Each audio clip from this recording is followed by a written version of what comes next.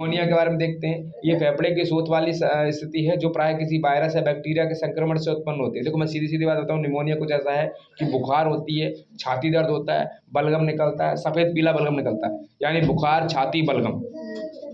बुखार, छाती दर्द, बलगम, इस तरीके की स्थिति निमोनिया की स्थिति बन जाती है। तो निमोनिया में क्या रहता है, देखो मैं तुम लोगों को बताता हूँ, जैसे पानी जैसा भर जाता है, उसमें सूजन हो जाती है। ऐसे होने से सांस प्रक्रिया में हिस्सा नहीं ले पाती है।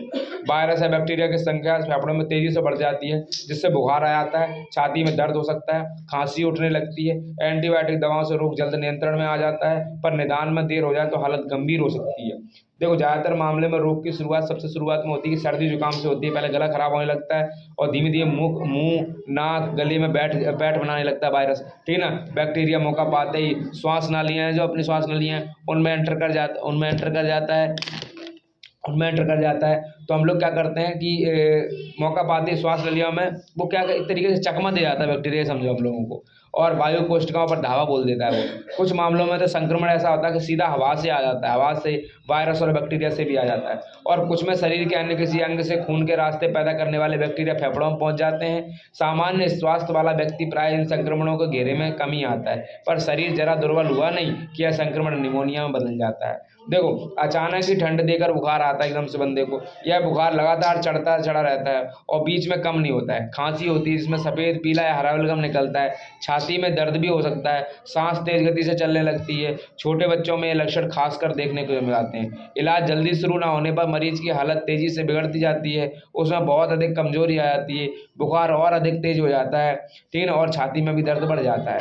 कुछ मरीजों के बलगम में खून भी आ जाता है, रोगी को भूख नहीं लगती है, जीभ सूखी और काली सी हो जाती है। इस रोग में रोगी को करवट बदलने और सांस लेने में भी तकलीफ होती है। यह नाड़ी पहले बैल बहुत तेज और पूर्ण रहती है, किंतु धीरे धीरे नाड़ी जल्दी चलने लगती है, कमजोर और अनियमित हो जाती है। रोग की पहचान यह है कि रोगी को लक्षण और शारीरिक जांच के परिणाम ही इसके होने की संभावना व्यक्त करते हैं। सही अगर जांच कर ली, सही पुष्टि अगर छाती के एक्सरे से हो जाती है, इसमें निमोनिया किस प्रकार का है ये भी पता चल जाता है। निमोनिया के भी टाइप्स हैं।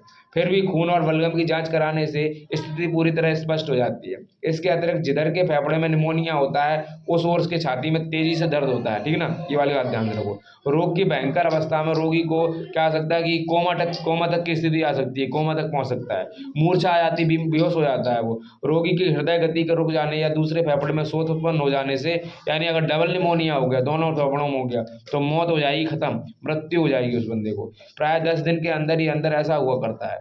ज़्यादातर मामलों में 7 से 10 दिनों में स्थिति बिल्कुल संभल जाती है और रोगी पहले से काफ़ी स्वस्थ अनुभव करने लगता है। जहाँ तक हो सके रोगी को आराम की अवस्था में रखना चाहिए। रोगी को अधिक चलने फिरने को ना कहें, उसे आराम करने दें, ठीक है ना। हवा का उचित प्रबंध करें कि अच्छी बढ़िया हवा आ रही हो, स्वच्छ हवा आ रही हो, परंतु उसको क्या करें, सर्दी से ही बचाना पड़ेगा, सर्दी से ही बचाना है, दोनों चीज़ें करनी पड़ेंगी।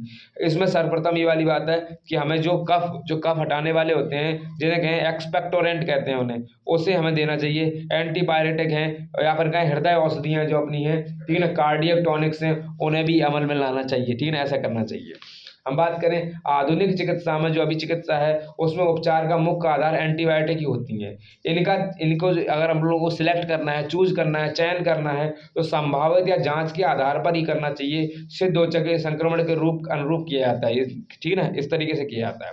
कब्ज नहीं होने देनी चाहिए बंदे को, कि अगर कब्ज, ऐसी स्थिति में कब्ज और हो जाए तो स्थिति और बिगड़ जाएगी, तो कब्ज नहीं होने देना है। कब्ज की स्थिति में उसे लग्जेटिव आते हैं, लग्जेटिव, वो देने चाहिए, ठीक है ना। तो इस रोग की पथ्य सबसे उत्तम व्यवस्था होनी चाहिए। सबसे बहुत ध्यान रखना चाहिए मरीज का, रोगी को पर्याप्त मात्रा में पानी देना चाहिए, उसके मुंह की सफाई करते रहें कि मुंह में भी गंदगी ना जम जाए। तरल पदार्थों की मात्रा काफ़ी मात्रा में दें, ठीक है, खाने पीने को तरल पदार्थों में दें। यदि व्यक्ति कुछ भी नहीं खा नहीं पा रहा है, तो उसको तरल आहार और उसे पुनर्जलन पेय की काफ़ी मात्रा दी जानी चाहिए। इस प्रकार से एक काम करना चाहिए कि 1 लीटर से उबाला हुआ पानी लेना चाहिए, या साफ पानी ले लें। साफ पानी में जो आधा छोटी चम्मच चम्मच क्या करना चाहिए, नमक लो और 8 भरे हुए चीनी के चम्मच डालो उसमें, ठीक है ना। आधा चम्मच अपन नमक लिया, 8 भरे चीनी के चम्मच डाले। चीनी नहीं है अपने घर में मान लो तो गुड़ इस्तेमाल कर सकते हैं, गुड़ प्रयोग में ला सकते हैं। नमक मिले पानी में, चीनी मिलाने से पहले पानी का स्वाद थोड़ा सा लेकर चेक करें, देखें कि जैसे आंसुओं जैसा नमकीन हो जाए, जैसे अपने आंसुओं जैसा नमकीन हो जाना चाहिए। अगर आंसुओं जैसा नमकीन हो गया तो खांसी और बलगम से राहत पाने के लिए व्यक्ति को पानी की काफ़ी मात्रा देने के लिए साथ उसे पानी की भाप भी सूंघानी चाहिए। पानी की भाप सूंघाएं उसे।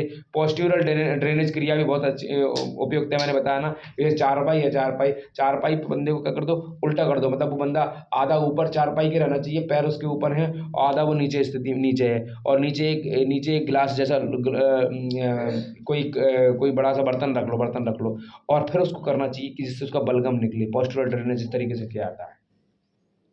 पहले बलगम को ढीला करने के लिए सबसे पहले तो ये करना चाहिए कि पहले बलगम को ढीला करो, उसके बाद पोस्टीरियर ड्रेनेज करने की कोशिश करो। तो पहले बलगम को ढीला करने के लिए उबलते पानी की भाप लेना चाहिए, ठीक है ना, जिसे इनहेलेशन करना चाहिए। उसके बाद क्या करना चाहिए, इस प्रकार बिस्तर पर लेटाएं कि उसका धड़ तो चारपाई से नीचे हो लेकिन पिछला हिस्सा चारपाई के ऊपर हो, इसे पोस्टीरियर ड्रेनेज कहेंगे। तब उसकी पीठ को जोर से थपथपाना चाहिए, थपथपाना चाहिए, जिससे बलगम क्या बाहर निकलने लगता है, इससे बलगम बाहर निकल जाएगा, ठीक है ना। इस तरीके से प्रोसेस करनी चाहिए। बाकी दवाई तो काफ़ी है इसमें, जैसे अंजल अजमेरा करके दवाई है, स्टेप वासु की आती दवाई है, तो अलग अलग दवाइयाँ हैं, ठीक है ना। ये ध्यान रखना चाहिए। लक्षणों के अनुसार चिकित्सा करें तो साधारण रोग में अलग होगी, भयंकर प्रकार के निमोनिया में अलग होगी, यदि रोगी की छाती में दर्द हो तो उसकी अलग होगी, निमोनिया में श्वासारोध अलग होगी। इस प्रकार से कई सारे लक्षण होते हैं, हमें लक्षण के अनुसार चिकित्सा करना चाहिए, ठीक है ना। इसके बाद हम लोग दमा यानी दमा के बारे में चर्चा करेंगे, ठीक है ना। देखो इसमें एक और बात है कि अगर रोगी को सांस लेने में बहुत ज़्यादा प्रॉब्लम हो रही, कष्ट हो रहा है, तो उसके धड़ को थोड़ा सा ऊंचा उठा देना चाहिए। अगर कष्टदायी सूखी खांसी हो तो उसे कोडीन युक्त औषधि होती है जिसे मिट्स कोडीन लिंक्स कहते हैं, वो दे देनी चाहिए। जब बलगम ढीला पड़ जाए तब उसे खांस कर निकालना चाहिए, खांस के, ठीक ना।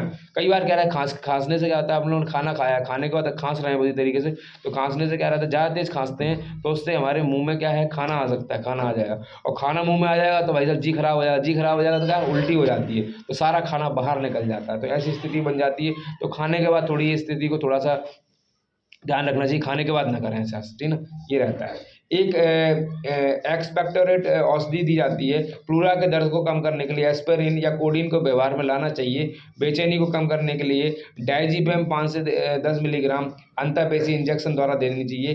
परिसरीय संचरणपात होने पर ग्लूकोज सैलाइन ड्रिप तथा उसके साथ हाइड्रोकार्टिजोन 100 मिलीग्राम की आती है, प्रत्येक 6 घंटों पर IV मार्ग से दी जाती है, लेकिन ये डॉक्टर्स करते हैं, ये इलाज अपने खुद से नहीं करना है, ये डॉक्टर्स के परामर्श के बाद ही कर सकते हैं, डॉक्टर्स ही करेंगे इसको, ठीक है ना। इतना ध्यान रखें, खुद से अगर इलाज करने की कोशिश करेंगे तो कहीं गंभीर स्थिति में पड़ जाएंगे, ठीक है ना। इसके बाद हम लोग ब्रोंकियल अस्थमा के बारे में जानेंगे, दमा और श्वास रोग के बारे में।